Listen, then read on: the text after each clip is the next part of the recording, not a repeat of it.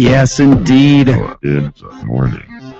It is morning. To you. Morning it is. Noah, I am. Welcome, ladies and gentlemen, to Noah in the Morning. Thank you so much for joining us. A little bit of a late start today. We had some technical issues. The ghosts of a name that I dare not say are still haunting us. We have a huge, huge show today. So much going on. We've got to get right into it. You can give us a call, first of all, anytime during the show today. It's 716-402-4218. We're on Skype, all WNY Radio. We're on the YouTubes live, and we're also live here on allwesternnewyorkradio.com. I see we have a voicemail, and in the interest of thorough coverage here on All Western New York Radio, we always play voicemails immediately. Hello, voice. That bastard, I'm gonna kick him right in the ass. Whoa. You tell that son of a bitch that I'm gonna get him someday. I know that guy, his voice. Death threats. I've heard him before on the radio. I heard him, I'm gonna get him someday. I'm gonna get that son of a bitch, gonna get him. Wow, very angry. You stop it. You don't talk to me like that. Who the bitch you are talking to me like that? You don't ever talk to me like that ever again. I'll get you, bastards. Okay, so this is a common thread here with voicemails we receive at allwnYradio.com. A lot of times, death threats. That's what we get. Now, if you'd like to leave us a death threat, you could, of course, call and leave a voicemail anytime at 716-402-4218. And, of course, you can always also call when we're not live, and you can leave a voicemail. Or call when we are live, and we'll talk to you. Sure, I'll talk to you right now, 716-402-4218. But we have a lot to get to today. It is draft day, of course, so big day for the NFL. The draft is happening. The Bills picking number 9 overall. Much speculation. They're going to move up. They're going to move down. They're going to stay. Who knows? We're going to talk to Thomas Loop later. We're going to talk all things draft with him at about 10. Well, we're going to have to push everything back now. We're running way late. The ghosts of the P word still haunting the show. We're going to talk Willow Smith taking some controversial photos. We're going to talk about Brandon Jennings out there taking girls' virginity. We're going to talk Clay Aiken and his run in North Carolina. Almost said North Dakota. Wow, Clay Aiken would not survive in North Dakota. Not even in Bismarck. They would take him down. But I'm rooting for Clay. We'll see how he's doing in the race. Monica Lewinsky, big news this week. So we're going to talk with everyone today about everything. Starting right now with a good friend of the show, composed our theme music, Mr. Jean Ben. Let's go ahead and see if we can get him on the phone right now. Jean Ben is a world-famous composer. He's done time. He has raped. He has pillaged. He's been known to murder. He's been known to do a lot of horrible things. Mr. John Ben joining us now. Hello. Hello there. Good morning, my friend. Hello. I'm just getting off of sports car. Ah, yes. Fancy sports car must be nice. I have 40 disc changer in back. 40 discs? That's a lot of discs. You're like a moving DJ. The disc is popular in Russia now. Yes, I noticed your pronounced Russian accent today. Are you siding with Vladimir Putin? Is that the plan? That's right. Screw all the non-supporters. I'm not even following it. That's right. I don't even know what's going on. I don't know. What's going on? Is Putin being a douche? Yeah, he's douching it up a little bit over there. You know, he's taking some stuff over. I think they want to be, big boys like back in the day. It's just not like that anymore. This is not Rocky IV time. I mean, everything really boils down to Rocky IV when it comes to the Cold War. Am I right about this? Oh, absolutely. Well, you know what the problem is that did you watch any of the Sochi Olympics? A little bit. Did you watch the opening ceremonies? I guess that's all that matters. No, I didn't. No, I didn't see them. Well, it was like this whole overly long, stupid long, like history of Russia. And it was like all like dancing bears and Tetris and shit or whatever. I don't know. That's what I took from it. And then like they got into like the fucking Red Times and everything was like, oh, and people like goose stepping and shit and red fucking anchors and shit. And he was like, oh yeah, we need to get back to the ancestors. We need iron curtain. I will make curtain out of linen and then line it with iron. We must industrialize Russia. It was a pretty bold display, huh? Yeah, put up walls. He got all, into it. When, he really should have just been focusing on the bears and the Tetris. Mm-hmm. That's the Russia everybody likes. Tetris, right. They could have had all the Olympians, like, floating down from the top of the arena and then, like, locking into place, forming a giant wall of Olympic might. Instead of all the, music. You know what I'm talking about? Yeah, they did that for London, the London Olympics as well. They went through, like, the whole history of England, much of which is shrouded in mystery in their early goings, King Arthur and all that. And it was interesting. I'm thinking as a student of Russian history, which I am. I really enjoy Russian history. I probably would have really liked this. I'm going to have to go and YouTube it or something. It's real long-winded. Like, I would have just been happy if it was like, and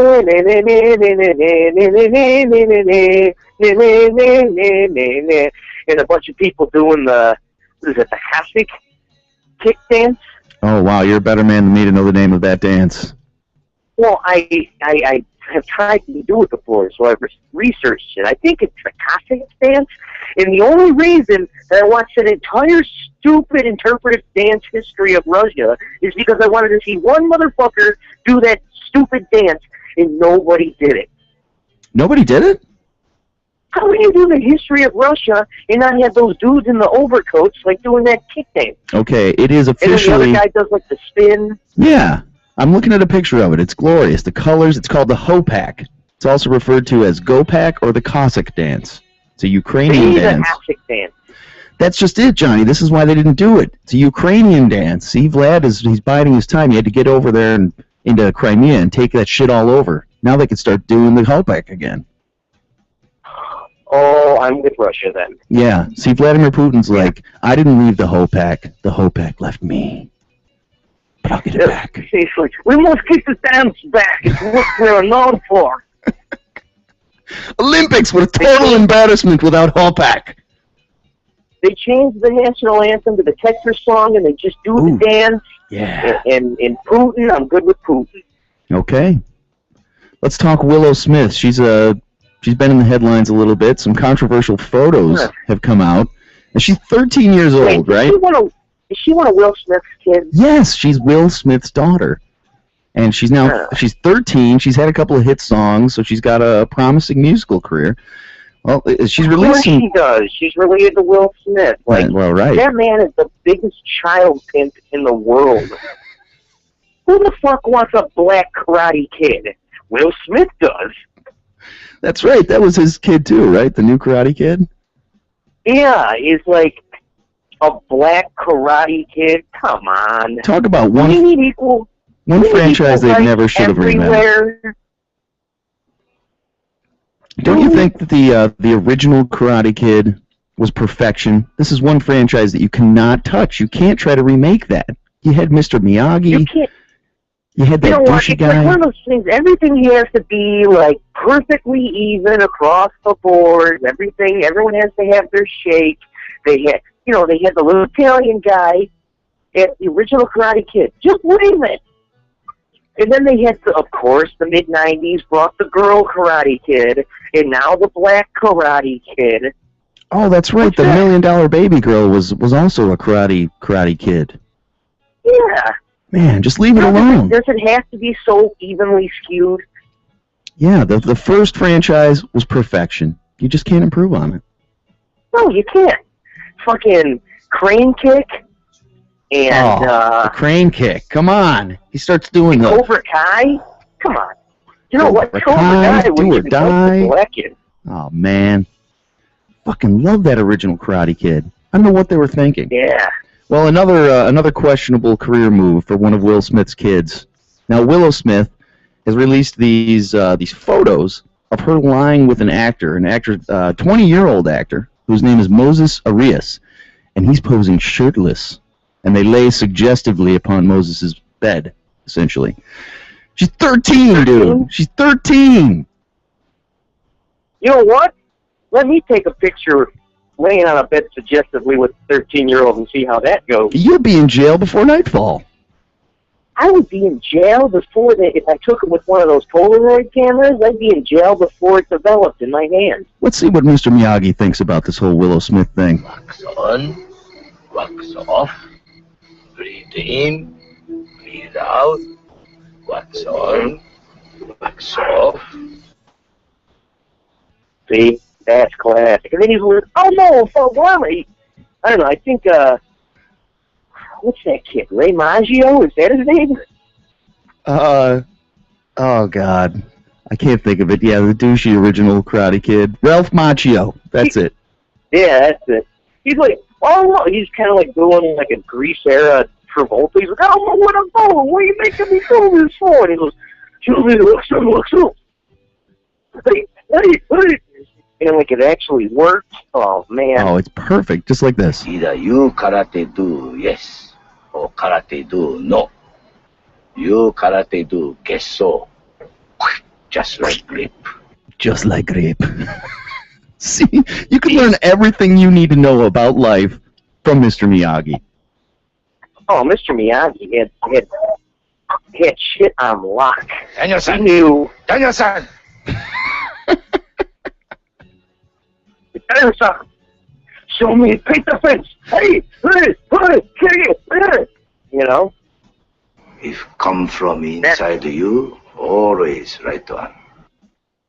That's right. It has to come from inside of you, Johnny. I know. You know what would have been funny if it was like, God, he's not up here. It must come from inside of you. And he just like does the thing with his hands where he heats it up and he puts it on his crotch. He just heats it. Heats it. Hot plate. Heats his balls up. Hot plate. Prison style. Then they bang. That's how I would end every movie. Johnny, have you heard of singer Tiana Taylor? No. Why do you ask me these things? You know I don't care about anybody. I'm inspired by Tiana Taylor. I don't even care about the music I make, let alone the music other people make. Well, that's true, yeah. Fair enough. Well, she's recently done an interview on The Breakfast Club on Power 105.1. Apparently, she went into great depth about her personal life, revealing that she lost her virginity to NBA star Brandon Jennings. And this inspired me because I'm like, you know, on terrestrial radio, they have to be so careful about everything they talk about. We don't have to, or we could talk about anything. So, my question for you, Johnny, did Brandon Jennings take your virginity? He did. And then my father, my father called me, and he was like, look, I don't care if you lose your virginity to him, but don't be taking pictures with them at my house. And then my dad lost his NBA team that he owned. Ah. My dad was the original, Donald Sterling. That's right. That's right. Most people don't know that. But far more racist. Just way more racist. Loaded with intolerance. Hey, let me ask you, what do you think about that whole thing? And why is that bitch wearing a fucking Daft Punk visor around? The Donald Sterling thing? Yeah. Did you see the visor that she's wearing around? No. Put in Donald Sterling girlfriend visor on the Google. Okay. Donald Sterling girlfriend visor. Visor. Okay. Let's see. Where do I get it? Wait, is this it? What is that thing? Right? Whoa! Okay, so this is not just This is not just a traditional visor, as you would understand. Just explain for the people at home. This is a large, reflective shield, like a welding mask, that she has covering her entire face. Yeah, that's what she's wearing around. And the scary thing is that I heard that those visors are like peaking in popularity now. Oh, this is going to be huge. And really, it's just out of shame. She's totally ashamed of herself. It is what it is. He's a disgusting, racist, old, horrible man who just probably smells like old cheese, and she has to have sex with it because she's going for the money. Now she's got to just hide her face in disgrace. And I think my whole take on this is that it's more of the Buffalo curse. This is what happens when you take the Buffalo Braves and you move them to Los Angeles. They become the Clippers. First of all, they never win a game. Your owner is racist. The owner's hot Blasian girlfriend is wearing a welding mask around. This is disgrace personified. It's disgrace. Bring them back to Buffalo. Let's bring them back to Buffalo. We'll show them how to lose games. And do it classily. Yeah, that's right. We'll be so irrelevant. We'll have the most racist owner ever. No one will even notice. We already did. Ralph Wilson. Right? I hate to say this, but I think Ralph Wilson, when he was still actively involved in the team, had a rule that they were not allowed to have a black quarterback. See?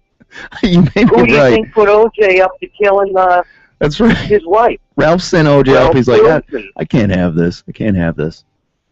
And they drafted E.J. Manuel, and that's what finally put him over the edge. That's it. See? All right, Clay Aiken. I know you're a big Clay Aiken fan, Johnny. I dabble. You dabble a little bit. Well, of course, I dabble in the Aiken. He's now running for Congress. He wants to be the congressman for North Carolina's 2nd District, and it looks like he might come through. He's got a slim lead as of yesterday night.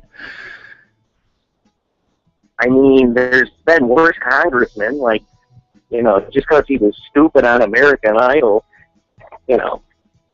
people with less credentials than being on American Idol. Yes. Have run for Congress and won, so why not? I'm throwing my full support behind Clay Aiken in this endeavor, and I'll tell you why. It's because people who are career politicians, like this Keith Crisco, that's his real name, Keith Crisco. God, wouldn't that suck? Oh, dear. You're named after lard. Damn. No. Keith Crisco, he obviously has to be an anorexic in order to, Right, he's riding the wave of the Crisco fortune, to become a career politician. So he wants to get in there and just grease the wheels for more Crisco products, literally and figuratively, to take America by storm. He wants people to be bathed in Crisco, again, like they were back in the day. He kind of sounds like my type of guy, I'm going to be honest. Well, that might be, but Clay Aiken, not a career politician. He's a career idiot. He's a singer on American Idol. He's famous for generally looking weird and acting like a douche. I'm saying we need more people like that in Congress. He's openly gay. Sure, let's get some more interesting people in Congress instead of these Keith Crisco riding the wave of the lard fortune kind of career politicians. You know what I'm saying? Yeah. Hey, let me ask you a question. What's that? Have you been following this whole Comcast merger that's going on? Yeah, the big Comcast-Time Warner merger. That's right. And however this thing goes down, it will be bad for the consumer. I promise you that. Oh, absolutely. Have you followed any of the whole thing, the big controversy? Because otherwise, I wouldn't give a fuck what big wig shakes, what other big wigs hand. I don't give a shit. But the thing that really is going to affect all of us is this whole notion that they're going to be capping data on home internet. Have you heard about that? Sure, yeah.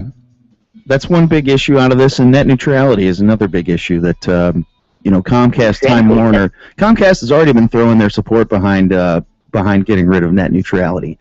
And now with them together with Time Warner, they're going to throw everything they have at this, and it's ridiculous.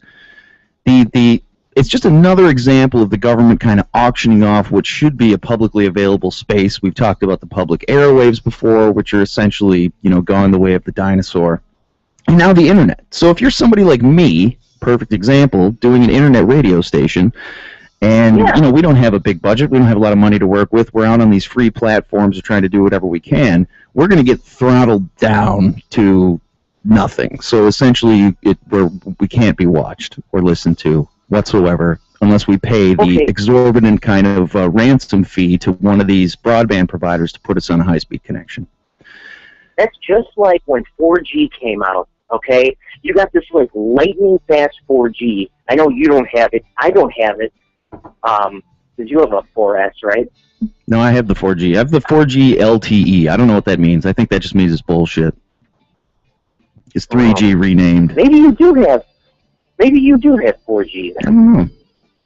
Anyways, when I got one of those Samsung Galaxies, whenever they first came out, and it was like this lightning fast 4G speed. I mean, it was like faster than my home Wi-Fi, which is crazy. Mm-hmm.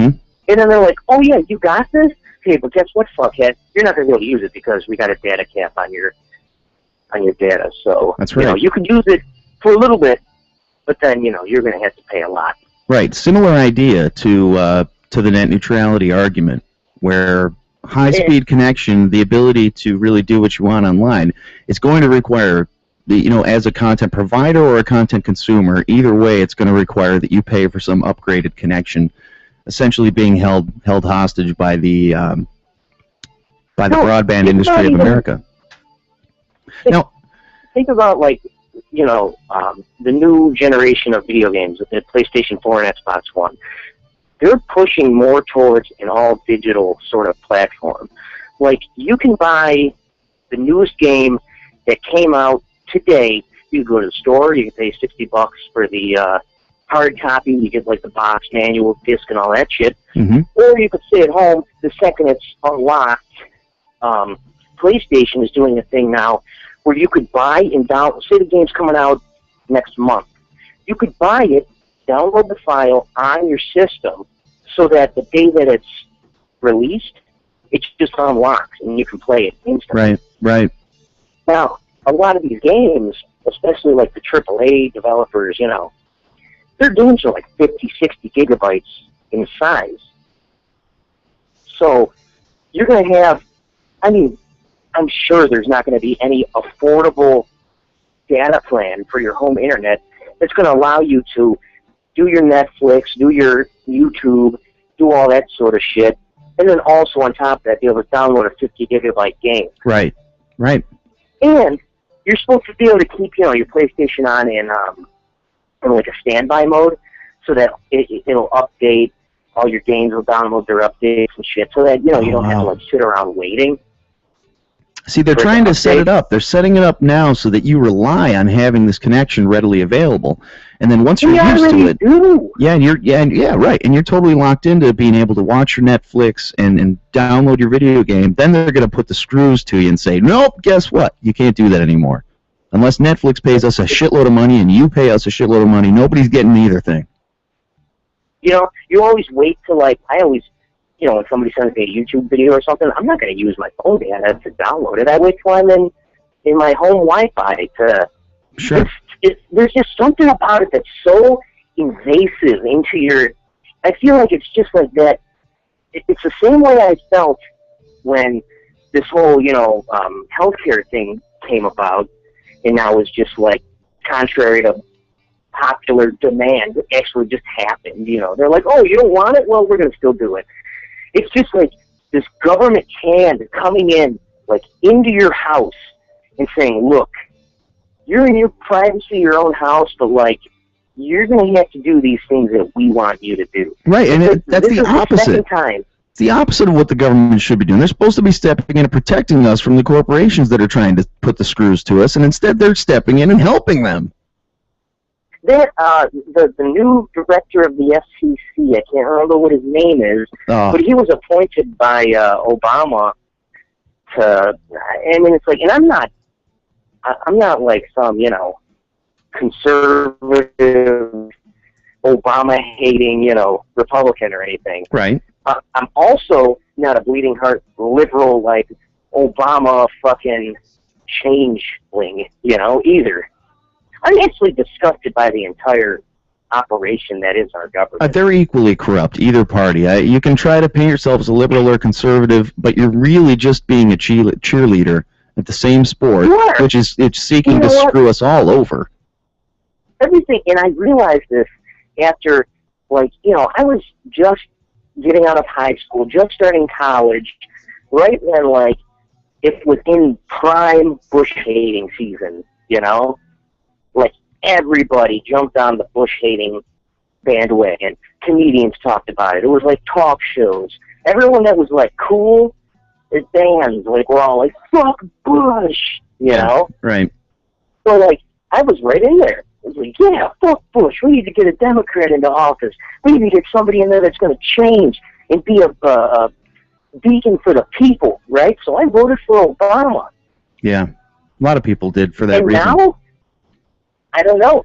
He's just the same evil that Bush was. Yep. Same evil, just on the other side. This whole two-party system is just a means to have people on the left and the right fight each other as cheerleaders. Yeah. And then, everyone's fighting with each other. These same evil people that are just, one's red and one's blue, are just doing exactly the same thing, whatever they want. This is an ancient idea. This goes back to even, like, ancient Constantinople. The people would be rioting in the streets because they were starving and oppressed, and the government invented this system of competition where they would have, like, the blue team and the red team. And they'd regularly square off in the arena at different battles of strength and things like that. And it divided the people, and then it made them be distracted. It distracted them enough that they stopped thinking about how goddamn hungry they were, and instead got behind, like, their party, which was completely meaningless. And not to get on the soapbox about third parties, but I'll say this, since you were talking about Obama when he was first elected, definitely a lot of people rode that wave of change and hope and wanted to get rid of Bush and thought that Obama would come in and be, a totally different flavor. But I went to see Ralph Nader speak in 2008 as he runs for president in every election, of my lifetime. And he's a really, really interesting guy, a really smart guy, and he actually probably would be an amazing president, but he'd never win, and he'd never get even close. Never win. But he said this. He was like, look, I know there's a lot of liberals here to see me. I know there's a lot of people that are really excited about Obama. And he said, hope for Obama and change is just a slogan. Okay, all you people who are going to go and vote for Obama, mark my words, if you're expecting a huge change from Bush, be ready to be disappointed. You are going to be sadly disappointed. More dead on. He was totally dead on. He said, look, I know everybody thinks Obama is this new, shiny, sexy thing, but he's just a part of the same system that got you Bush. These are the same people. It's the same deal. It's all part of the same machine. Yes. It's just different gears of the same fucking twisted machine. Mr. Miyagi, what do you say? Make honey. Young bee need young flower, not old prune. That's right. Young bee. I'm going to go on a limb and say that an old Asian man like Mr. Miyagi probably wouldn't like Obama for other reasons than his political. All right, Mr. John Bennett, it is time to go. I love you, buddy. Good talking to you. I love you too, buddy. Good talking to you. We'll catch up again soon. All right. We're not jamming tonight, right? No. I don't think so. Oh, hey, wait. You're not going to cut me off this quick. What's up? I have to ask you a question. Yes. Ask away, my friend. I'm sorry that I wasn't at the Skulls show last Friday. I really was planning on going. I wasn't just saying that. No worries. How did it go? It went great. We had a great show. There was a fantastic crowd at Nietzsche's. All of the bands played fantastic, from John Gusky, playing solo on the backstage in Nietzsche's to a big room, which is nerve-wracking, I'm sure, for him. But he got right up there and did his thing, and he sounded great. The Great Mistake came in. They rocked out a set. Dirty Smile came in. They rocked out a set. Everybody just sounded fantastic. The people were coming in all night. We gave away a ton of CDs. We played, and we played the whole album. Had a great response. Everybody really enjoyed it, and it, all in all, honestly, it was one of the most fun shows I've ever played, and I just can't thank everybody enough who came out. And don't worry about it, Johnny. There'll be lots of other shows for the Skulls. I'm sure you'll catch us again sometime, my man. I absolutely will. I was bummed out that I didn't go. So, well, that's good. That's good. It was great. It was great. It was a really fun time. Good. I'm Okay. happy. You boys deserve it. Thank you, Johnny. All right, I'll catch you later. Okay, talk to you later, buddy. Bye. Bye. All right, from one to the next. I didn't want to say anything because this is big for the show. But right now we have an exclusive interview with none other, former President Bill Clinton. I kid you not, we're calling Bill Clinton right now to talk about the Monica Lewinsky thing and other things. Maybe he can let us know what he thinks about Clay Aiken, all sorts of things like that. This is exciting. I've got tingles. I've got shivers. I'm going to go ahead and see if we can get the president on the line. Of course, Bill Clinton, president before Obama and Bush, that we were just talking about. Very interesting to get his take on the whole situation. Hey, fine morning to you, sir. Good morning. Is this President Bill Clinton? Well, it could be if you want to. Mr. Clinton, it's an honor to speak with you, sir. Wow, absolutely honored being a part of all WNY radio family. Well, you're always family here, my friend. Oh, shucks. Thank you. Thank you. Now, when you were getting the BJ from Monica Lewinsky in the Oval Office, were you like, she is gonna really fade with age? Yeah, I wasn't thinking that when she was saying, wow, Tricky Bill, that is definitely not a Little Rock, Arkansas.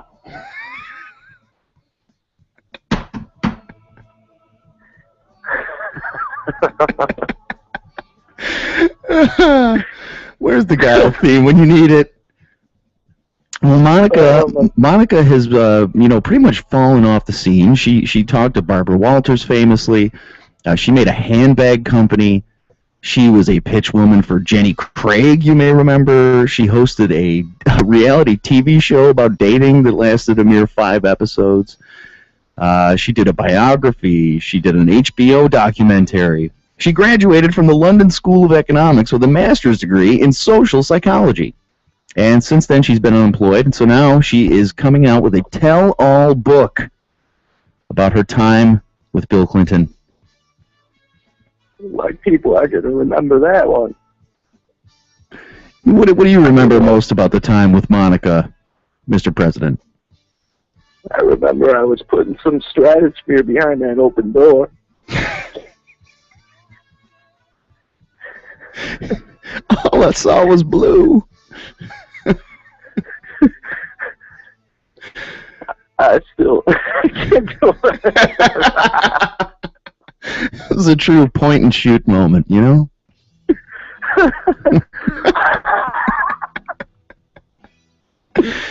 Lewinsky, it just beyond making a complete fool of herself yet again, she actually compared her situation with Bill Clinton to that of cyberbullying victim Tyler Clementi, the 18-year-old New Jersey college freshman who jumped off the George Washington Bridge, killing himself after being relentlessly bullied. Monica, situation, not quite the same. She says, quote, sure, my boss took advantage of me, but I will always remain firm on this point. It was a consensual relationship. She was into it. Well, I was firm that night, I'll tell you that. I can't do it. I can't do the voice now. I love your Clinton voice. Oh, my God. Yeah, Monica, she's just crazy. It really, Bill Clinton could not have chosen a worse woman to have this affair with as a 21-year-old intern there in the Oval Office. I mean, let's go through the litany of things. Besides the fact that she's psychotic, clearly, and won't shut up about the damn thing. I mean, she got the guy impeached. First guy to be impeached since Andrew Johnson. Yeah, that's right. The president who took over when Lincoln was assassinated. And, he was acquitted of everything like that, but it's still a stain on his presidency. Not only that, let's just out with the obvious, she is not an attractive woman. Not a good, this is not worth it. With this, she must have had the best BJ skills ever. Does she have false teeth? What's going on? Did you realize you slipped in a clever pun there? No, I never realize when I do anything clever. You said stain. It was a stain, a mark, a gooey white mark on his presidency. George Carlin said it best. A little bit on the dress, a little bit on the desk, but not a lot. Oh, man. I don't know why I'm in that mood. Maybe because it's beautiful outside. That's right, it's a beauty. It's a beautiful day. Yes. Clay Aiken, I was just talking with Mr. John Ben about Clay Aiken, his run for the U.S. Congress in North Carolina's 2nd District. Looks like he's going to pull it through against dirty, greasy Keith Crisco. Hey. I don't know what to think of it. I mean, he's, 10 years outside? What year are we in? 10, 11 years outside of what he's been doing, and yeah, exactly. What year is it? I don't know what to expect out of it. I know it'll get his name out again, and probably, if worse comes to worst, probably extend his career a little bit further in music. If you want to call it that. But good point. Anything that gets his name in the headlines will probably sell some albums. Yeah.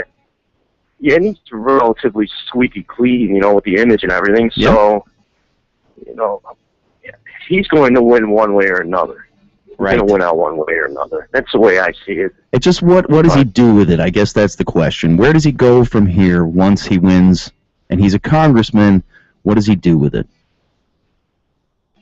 That's a very good question. I haven't, really researched what his goals are, and we can't assume anything regardless of his status, regardless of, what his preferences are and, what he, what his political stances are. Right. You have to keep in mind also, Tommy, this is just the Democratic primary, and it's in North Carolina. Yeah. So the chances for, an openly gay Democrat in the state of North Carolina, probably not great. Definitely known as a red state. Very red. A lot of rural voters and a lot of conservative people there. So really, I mean, is this just getting into an election there's no chance of you winning anyway, just to get a little publicity out there? It could very well be. I mean, I hope not. I hate to be a cynic. I hate to be a cynic about it. I'd love to see him get in there and actually win the office and then do something really incredible with it. Being a guy who's kind of independently famous, maybe not so much tied to the Democratic Party machine that he could be his own man. But you never know. One can hope, my friend. One can hope. Right. Yeah, in all seriousness, that would be ideal. It would. I mean, you've got athletes, admittedly, saying that they are gay. I mean, why not in politics? Why can't this happen in politics? Oh, I think it's time with the whole gay thing. Everybody just come out. Let's just move forward. All the gay players in the NFL and everything, I wish they'd all just come out and just let's get it over with.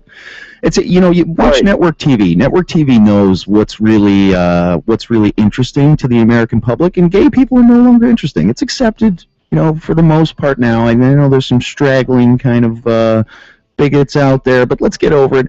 The interesting thing on network TV now is like transgender. That's the big thing. Yeah. So that's the next round of civil rights movements. Is I don't know what the proper term is. The BLTs. Isn't there a transgender talk show host already? Yeah. Nationally syndicated. My wife watches RuPaul's Drag Race. It's her favorite show.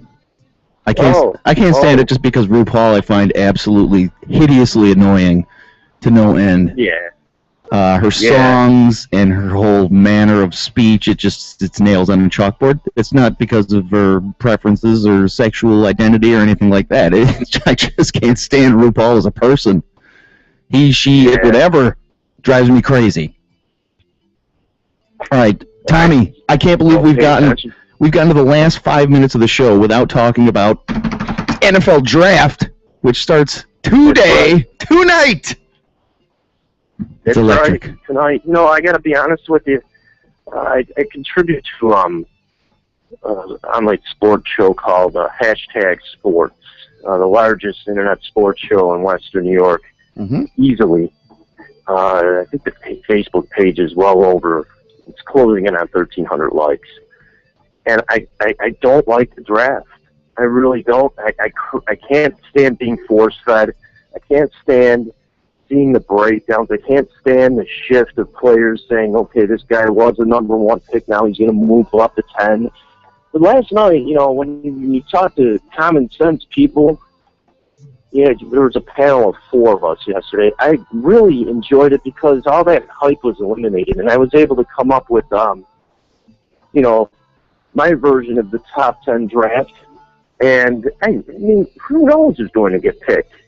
In this day and age, rookie contracts are less lucrative, so that gives you more room to trade up in the first round and even go for the first pick. Yeah. Was it going to happen? Who knows?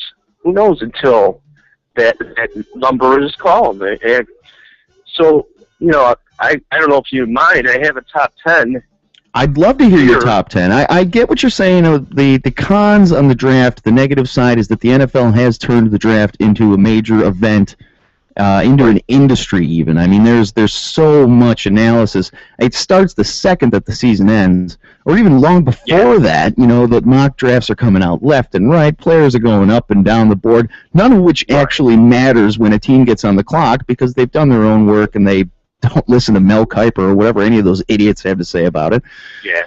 They do what they want to do. But for me, it's interesting from the angle that the draft is so vitally important in this day and age to building a contender. And when you're the Bills, and it's been a long time since you've been a contender, you're really trying to cling to every little bit of hope that you can find out there. And the draft is one of those places, one of the few places for a Bills fan where you can look to hope, at least if we can start drafting well. But for a month after the draft, it's all a buzz. It's a smart business move on the NFL's part to make this another one of the events because it makes the NFL year round. The NFL is now a year round entertainment industry, not only in the fall. I came up with a conclusion about what this does for the National Football League, and as you said, very intelligent, very smart marketing. I call this bookend ratings. This is probably the number 2 event next to the Super Bowl. This is probably going to be the number 2 highest program after it's said and done on TV next to the Super Bowl. Yep. Can you imagine that? I mean, they haven't even stepped on the field yet, and they're just picking players who have never played a snap in the NFL, and that could very well be the number 2 event in television. I think it's an interesting wrinkle. It's kind of an old model doing the draft. Back in the day, they had the draft was like 20 rounds long. And when you got drafted, that was your team for life. There was no free agency. Yeah. You were locked in. So now in this era of free agency, I think that actually has made the draft more interesting because there's so much player movement. It's a chance for an NFL team to lock down a top college prospect for hopefully 3 or 4 years at least if they pan out. Yeah, absolutely. All right, Tommy, I'll tell you what, number 1 on the board tonight is the Texans. Yep. Do the Texans stay or do they move? What do you think, my friend? Well, I base the draft on no trades. Okay, so I get it. Your mock is a straight 1 through 10 with assuming that nobody moves around because that's going to just unnecessarily complicate things. I think that's a good way to look at it. Right. Well, obviously, I think Clowney goes number 1. I don't think he's the best player in the draft. However, he's the most attractive with raw talent. Right. If you're coachable, then he's going to be the best player in the draft. But that's after the fact. Clowney goes number 1. I like Clowney. I think Clowney, he's got all the measurables. He's got the career. He's the consensus number 1. You're right on that. There's something about him, though, that makes me a little nervous. And I think it's Aaron Maben. I just see a little bit of a similarity to an Aaron Maben kind of player right there. I'm not saying that he has the work ethic, lack of work ethic, or that he's a flash in the pan whatsoever, because he has a longer and better career. There's something about that tweener end kind of. Definitely. And it doesn't seem to fit right in the NFL so much anymore, and you've got to find the right spot for him on the right team. And maybe the Texans will be that for Jadeveon Clowney. It might be. It might be. And like I said, you can only hope. You know, he is raw talent. Right. It's there. You can only hope he could respond to coach. And if that's the case, there's no issue that he is the number one guy. You're There's right. just no issue. It's not even close. And that's the part that you really can't know until you get him into your team and you start working him out. That's right. That's right. And number two, I'm going to keep it simple. St. Louis needs to keep their quarterbacks upright. I'm going with Robinson, the offensive tackle. Okay. Best offensive tackle available on the draft. And, you know, then I'm going to go to number three, whom I believe is the best overall player in the draft, Jacksonville. They have needs across the board, but they have to take the best player at the time. So they go Khalil Mack at UB.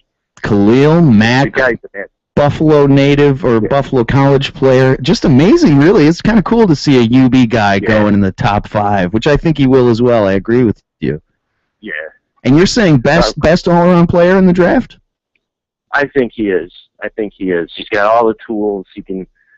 The question probably is the other guys brought up last night from #Sports is how good is his hand in the dirt? How good is he? But, you know, he's a coachable guy. He's coachable, which makes it all the more easier. He's going to have to learn. Right. So, right. You know, he's going to be in Jacksonville. His work ethic is unparalleled in the draft. This draft class. And I'm just going to assume that he's going to learn to play from all sorts of situations. So I think he's going to be fine. I got Jacksonville taking him at 3. Okay. Cleveland, everybody has, this is number 4. Cleveland, everybody thinks Manziel, this, that, and the other thing. Yeah. And, you know, quarterback issues.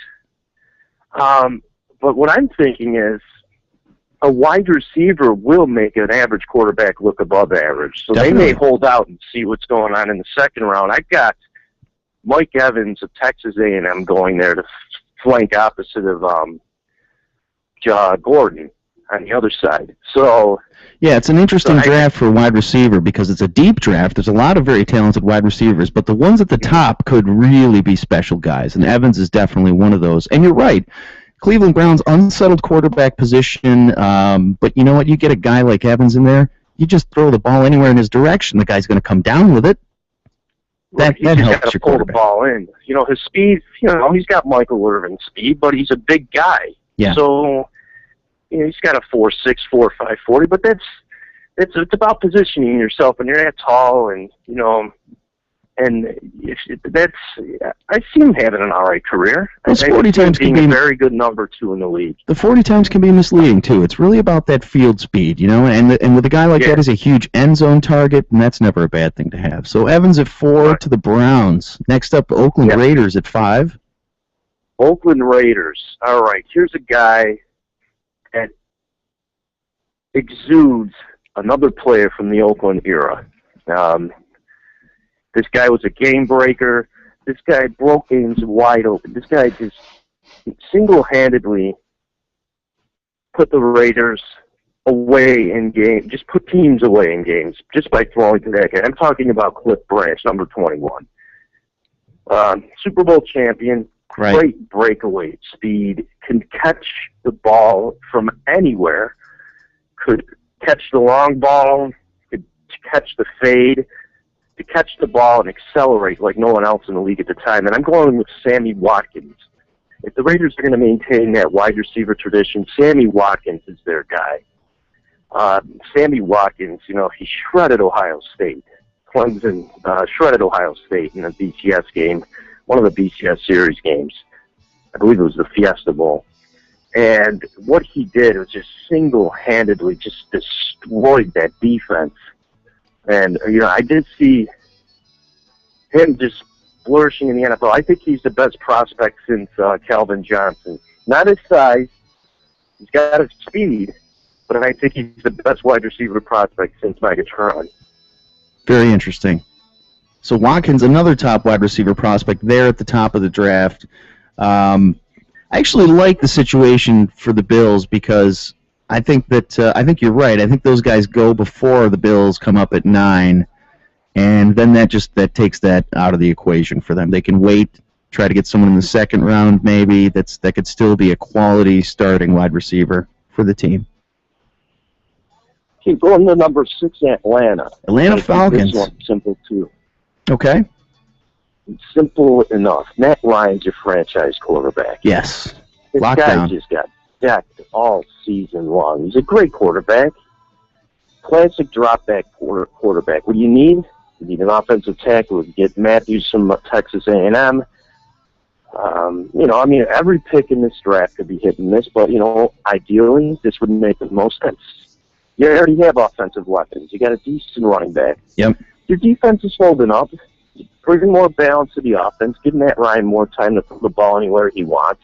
Yeah, when you have a quarterback like that, a franchise guy, you really need to protect him, lengthen his career, prevent him from getting injured. That would be a smart pick for the Falcons right there at 6. Yes, Tampa Bay. Here's another shake-up. Here's a shake-up pick. Mike Glennon. Really? Not exactly attractive. He's their starting quarterback. They brought him to town with Lovie Smith at the helm now. But you got Mike Glennon. He had his rookie season already. Mm-hmm. Who's going to want to watch Mike Glennon play? You think Tampa. You think almost circus. I've been in the Tampa area many times. Who are you going to market with Mike Glennon in the town? That's just not good for your team. You've got a great running back in the backfield. Yeah. I would think Manziel could possibly go to Tampa. Wow. I think he could go to Tampa. So first quarterback off the board. Just for that reason alone. Do you want to regionalize your team, or do you want to make it national again? Because you're slipping down that path again. You're going down back to the creamsicle years. Yeah. Bring Manziel in there. You're going to pack stadiums. You're going to create controversy. You're going to, you're going to sell out the whole season. And he's got everything. He's been the most scrutinized player in the draft, period, even more than Clowney was. And I don't know what to make of the guy. I just know he wins football games. You got to like that if you're Tampa Bay. So just get him on the field and let him play. He comes out, competes with Glennon, competes with McCown. He's got a good shot. Could be a great situation for him. And you're right, puts asses in the stands in Tampa Bay, which is what they need desperately. Much like Jacksonville. Okay. Number 8, Minnesota. Again, who are you kidding with Christian Ponder? Yeah, they've gotten a few years out of Ponder, but boy, it's tough. He does not look good. And Matt Castle. I mean, you're kidding me with these two guys. You got Mike Zimmer, a new head coach. Right. Your defense is going to be fine because he was a great defensive coordinator everywhere he's went. Most recently at Cincinnati. So you're thinking a new head coach steps in here, wants to make his mark and get his guy at the quarterback position? You need a quarterback in Minnesota. By far, you need a starting quarterback that can be ready to go as soon as he gets there. Right. And, I'm under the assumption if Tampa gets this guy and he went to UCF, I just think he'd be a better fit in Minnesota. Why do you want all that pressure when you're going to just let it rip in Minnesota? You're going to have 8 games indoors. You're going to have 2 more, or 1 more at least, when you play Detroit. Like, the guy could throw the ball on a dime. He's a drop-back quarterback. He's a big guy. And I'm talking about Blake Bortles. It just makes the most sense. You can balance out your offense. You don't have to worry about Adrian Peterson running out of tread early. The guy's 29 now. Right. He's, give the poor guy a break, man. Let the balance out that offense. You already got Robinson, the rookie, who flourished toward the end of the year, garbage or not, yardage. The guy's got some serious breakaway speed. Why not have a guy that can throw to him? Blake Bortles from Central Florida. You're absolutely right. And look at Adrian Peterson. I mean, he has to love how much he's gotten the ball in his career. But now as his career starts to move down the road a little bit, he's got to be thinking, man, we need somebody in here who could throw it a little bit, take a little pressure off. Yeah. So it's a great situation again for... Yeah. Great situation for Bortles. Right. He's basically our Barry Sanders 1A with ability. Yeah. So what he needs to just get 1,400 yard seasons, not keep going for 2. The guy's on overdrive. And I can understand his will, and all that, but in the end, what would you rather do? Have a shot at winning a title Mm-hmm. or run into obscurity toward the end of your career. Right. I'll take number one. I'm pretty sure he will too. So Bortles goes in Minnesota. I think it makes the most sense. Again, I'm just thinking common sense here with this pick. And we don't know how much common sense the NFL really is, but I'm pretty sure I know as much as these scouts. You know much as these scouts. Okay, big number 9, the hometown Buffalo Bills. A lot of talk about the Bills moving up in the draft, moving down in the draft, staying right where they are. Depends who falls to them. It's all bullshit. Let's say that, first of all, so it doesn't matter, any of that talk. Right. I have a feeling the Bills will probably stay and pick at 9 because they can get a player that they really, really need. And moving up is crazy. That's not the right move for them right now. If anything, the move would be to move down and try to get another second-round pick. They've done pretty well in the second round in the past few years. So, if they move up, they should keep it conservative and maybe slip the top 5 to maybe get Mac. But I don't know. That's a huge splash for the Bills. Big splash. I got it, number 9. What do they need? They need a defensive back with the blueprint of the Seattle Seahawks defense. You need a guy who can react to the ball. They need a guy who can light a player up. They need a guy. I mean, their front four is going to be fine. Mike Schwartz going in as a defensive coordinator is not exactly a downgrade from Pettine. In fact, Schwartz is from the Belichick coaching tree. He's staying in the league. He had some success as a head coach. Yeah, sure. He's gonna. So, I think they go Big Ten and take Marquise Bernard out of Michigan State. And I've seen him play because I'm an Ohio State fan, and this guy is the real deal. Wow. Just lights players up. He's the best cornerback in the draft, by far, the best corner in the draft right now. The total package. He can shut you down. He can tackle. He's a great run stopper, too. You don't see that often in a corner. You don't see it. He's just strong. He's built. He's extremely quick. My thing is the way he telegraphs a ball when it's leaving the quarterback's arm, because he'll just pick it off. He'll read the route before the ball even gets 3/4 of the way and just pick it off. He's just that good. And I common sense, they need an offensive tackle to keep EJ upright, but EJ's 100%. And that offensive line's been together now for over 16 straight games. They have. So you don't know what they're thinking, but I think that would be a great pick for the Bills. I'll say this: a cornerback of his ilk is never a bad choice for any team because corners, that they really are so crucial. And in this day and age, with the passing offense has become, you need 3 really starting caliber guys. And the Bills, I think, have 2. With one of those potentially being that number 3 guy in Leotis McKelvin. So it could be a great pick there. I think there's a lot in play for the Bills. You mentioned tackle. That's certainly a possibility. The tight end, Ebron, is certainly a possibility. There's a lot of ways they could go with it. But I was sort of surprised to hear you say corner, actually. But certainly wouldn't be a bad pick. The Bills losing Jarius Byrd. They need another playmaker back there. It would definitely help their defense on the back end. 10 times the talent of the Bird. 10 times the talent. I'm telling you right now. He's unbelievable. He's going to have a long career anywhere he goes. Sure. This is great. He's off the D'Antonio system, that hard-hitting defense at Michigan State. Mm-hmm. What the hell do the Bills need? They need a back, and they need a defensive back. What better situation to have them balance out that offense, give them a chance to get on the field again. And certainly we've talked about some of the other... From 3 and outs. Yeah, go ahead. I'm sorry. We've talked about some of the other deep positions in the draft they could address later. Tackle is one of those. They could be looking at tackle in round 2.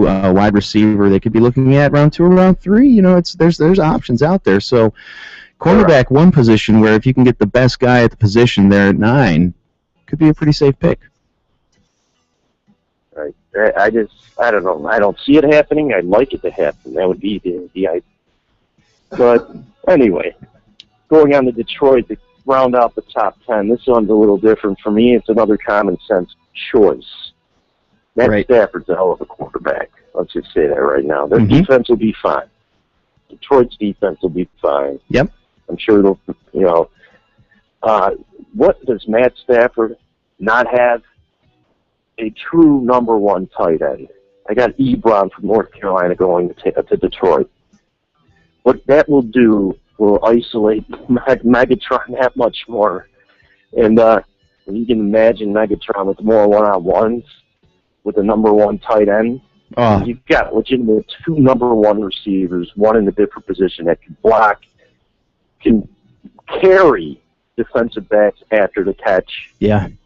It just would make most sense. Again, that's just in a perfect world. I got Ebron going 10. Certainly, Matt Stafford would just have a field day with Ebron Oh, my God. and Johnson out there. Absolutely. Just, that's my top 10. I don't know whose top 10 will win out. Look, I'm actually looking forward to tonight, even though I hate the hype and everything. But yesterday sort of turned me around a little bit. It is fun to see. It's fun to see. Yeah. Well, we'll see how it all goes down, Tommy. Thank you so much for your input. Very interesting top 10 there. Oh yeah. Oh yeah. Well, we started a little late today, but I think we've made up for it. Mr. Clinton. What's that? Mr. Clinton. Did I hear? Yeah. I've got a top 10 too. My wall of fame. But it ain't football. It is a sport of balling, though. Monica, not on that top 10, I'm assuming. No, that picture fell off the wall, quote unquote, accidentally. There was a problem with that photo. It was much heavier than it should have been. Issue. Oh my God. Tommy, good talking to you, my man.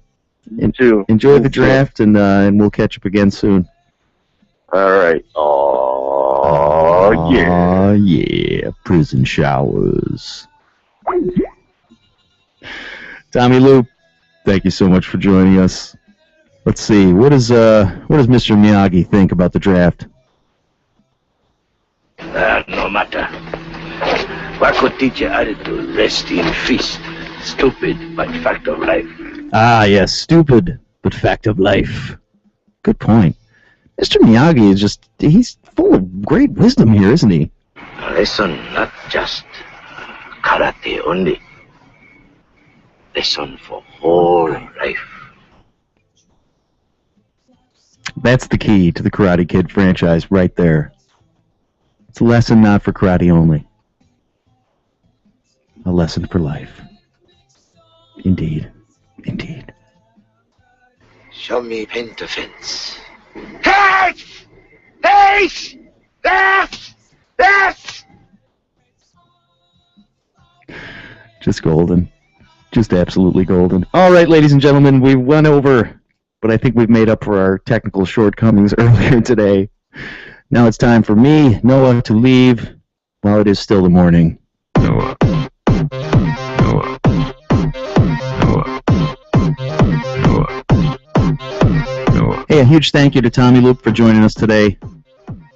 Tommy Loop is always joining us to talk sports, politics, Bill Clinton. Just fantastic. Mr. Jean Ben, thank you so much for joining us, sir. We'll catch up with both of them later. Regular guests here on the Noah in the Morning show. I'm so grateful to them for sharing their time with us. That's it for me. It's time to run away, go do other things, my good peoples of the universe. Thank you so much for tuning in. I am Noah Goki here on the All Western New York Radio Broadcast Network. Until next time, good luck and have fun. Noah in the morning. Suck thus a lot into you.